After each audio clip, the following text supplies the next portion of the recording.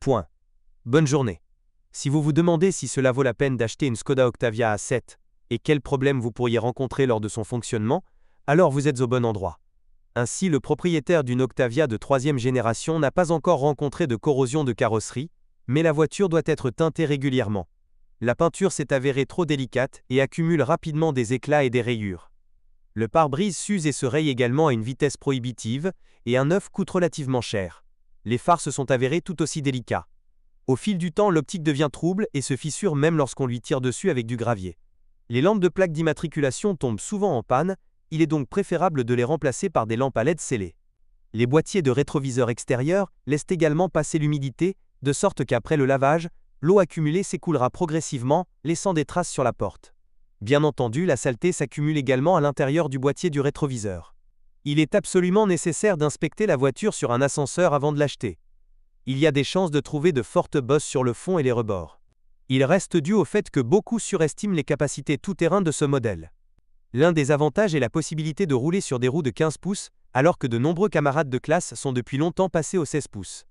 La Skoda Octavia est surtout appréciée pour son intérieur spacieux et confortable.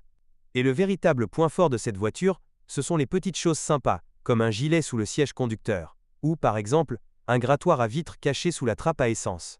Sans exagération, la durabilité de l'intérieur de l'Octavia bat des records. Même les taxis plus anciens semblent presque parfaits à l'intérieur. Le plus surprenant, c'est que l'intérieur n'est pas gêné par des grincements, mais il y a d'autres bruits désagréables. En particulier, des bruits parasites derrière la face avant, qui disparaissent lorsque la pédale d'embrayage est enfoncée. L'entreprise tchèque considère ce phénomène acoustique comme un fonctionnement normal de la transmission. À cette occasion, une circulaire spéciale a même été publiée, précisant que la cause du cognement est l'amortisseur du disque d'embrayage, qui n'amortit pas complètement les vibrations. Traditionnellement, Skoda propose une large gamme de moteurs d'une capacité allant jusqu'à 2 litres. Certes, il ne faut pas vraiment compter sur l'Octavia 2 litres. Ces voitures ne sont presque jamais vendues. Le leader en nombre d'offres est Octavia, avec un moteur turbo 1.4 TSI. L'Octavia de 3e génération a reçu une version redessinée de ce moteur, dans laquelle au lieu d'une chaîne, il y a une courroie de distribution dans le mécanisme de distribution de gaz. Dans ce cas, c'est plutôt une bonne nouvelle, car avec la génération précédente 1.4 TSI, c'était la durabilité de la chaîne qui était le principal problème. La version actuelle du moteur turbo qui a longtemps souffert est très bonne, à moins que l'actionneur du turbocompresseur ne tombe en panne. Bien sûr, cela ne vaut pas la peine d'acheter un turbocompresseur entier, comme le conseillent les concessionnaires.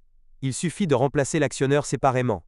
Une autre raison de perte de traction peut être un arbre de vanne de dérivation interne coincé, qui est facile à développer.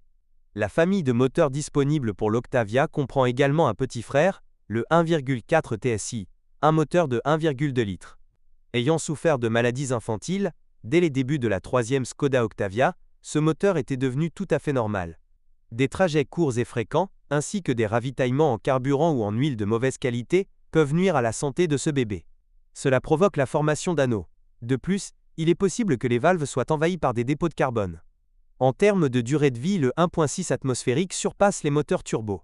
Il est prêt à parcourir jusqu'à 400 000 km mais aime souvent manger du pétrole.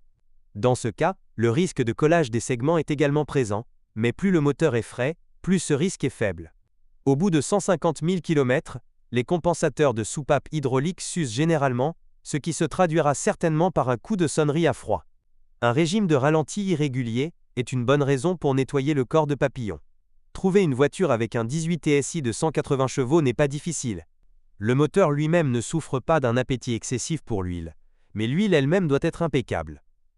Il devrait en être de même pour le carburant, dont la qualité dépend des éléments d'injection directe, des injecteurs et de la pompe à carburant. Autre nuance importante, après 100 à 120 000 km, un avertissement de basse pression d'huile peut apparaître. Pour des raisons évidentes, vous ne devez pas ignorer ce message. Vous devez vous rendre de toute urgence au service et en rechercher la raison. Après les premiers 100 000 km, il serait également judicieux de regarder sous le capot pour vérifier l'état du tendeur de chaîne de distribution. De plus, vous devez vous préparer à une pompe et un thermostat qui ne sont pas durables. Les transmissions manuelles peuvent avoir 5 ou 6 vitesses. Ce sont des unités très durables, dans lesquelles même l'embrayage peut facilement parcourir 150 000 km. Mais il y a aussi une nuance ici. Pour que les roulements d'arbres durent le plus longtemps possible, l'huile doit être changée tous les 80 000 à 100 000 km. Et ce malgré le fait que les règlements officiels ne prévoient pas du tout une telle procédure. Une autre caractéristique des transmissions manuelles Octavia est que les vitesses ne sont pas toujours clairement et facilement engagées. Si les choses vont vraiment mal, vous devrez remplacer le mécanisme de commutation. Mais le problème réside généralement dans le fonctionnement spécifique des synchroniseurs, ce qui n'affecte en rien la fiabilité. L'automatique classique Aisin était également proposé pour l'Octavia. Škoda estime qu'il est également rempli d'huile, qui ne nécessite pas de remplacement pendant toute sa durée de vie.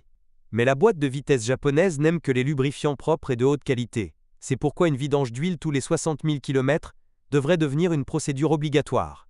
Sinon, vous risquez de devoir réparer le corps de vanne et remplacer les roulements après 80 000 km.